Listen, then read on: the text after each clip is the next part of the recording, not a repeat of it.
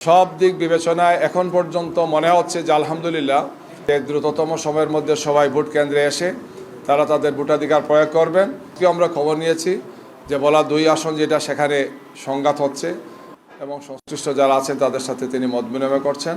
সাংবাদিক বন্ধুদেরকেও তিনি একাধিক জায়গাতে তিনি কথা বলেছেন সাংবাদিকদের সাথে।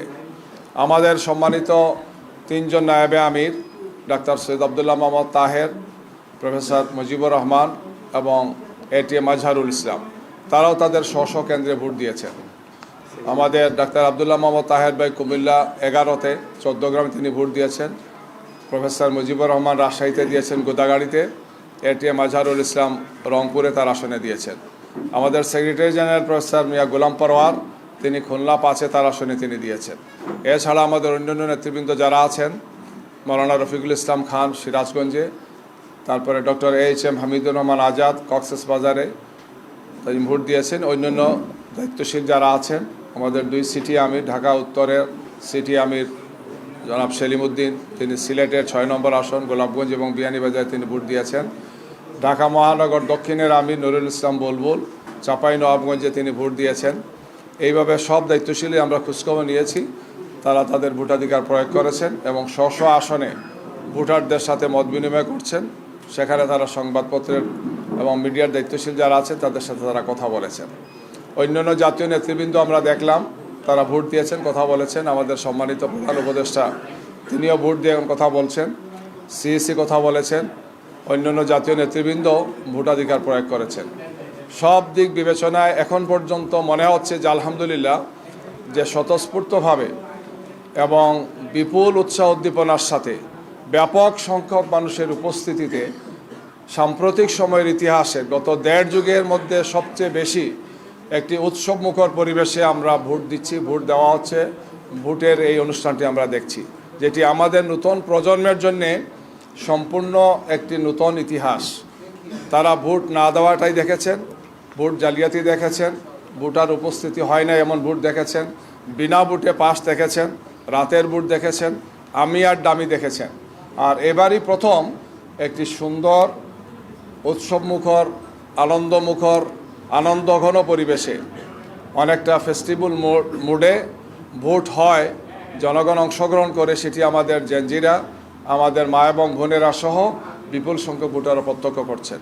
আমরা দেশবাসীকে আহ্বান জানাই, ভোটারদেরকে আহ্বান জানাই যে দ্রুততম সময়ের মধ্যে সবাই ভোট কেন্দ্রে এসে তারা তাদের ভোটাধিকার প্রয়োগ করবেন এবং আগামীর বাংলাদেশের জন্যে সৎ, দক্ষ, যোগ্য নেতৃত্ব নির্বাচনের জন্যে তারা তাদের সেই ভোটাধিকার প্রয়োগের মধ্যে সেই দায়িত্বটি তারা পালন করবেন। প্রিয় সাংবাদিক বন্ধুগণ, এরপরেও কিছু কিছু জায়গাতে আমাদের দুঃখজনকভাবে আমরা বিভিন্ন রিপোর্ট পেয়েছি।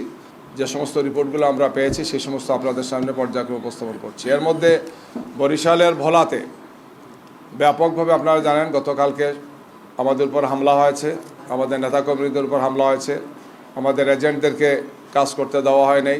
তারা যখন এজেন্টের কাগজপত্র রেডি করছিলেন সেখানে সংঘাত হয়েছে।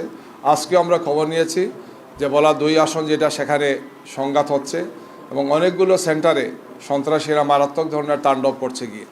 প্রশাসনের পক্ষ থেকে খুব ভালো কার্যকর সহযোগিতা এখনও করছেন, এই ধরনের অভিযোগ আছে। আমরা নিয়মিত যোগাযোগ রেখেছি, বলেছি যে এই সমস্ত বিষয় তারা যাতে অভিযোগ করেন।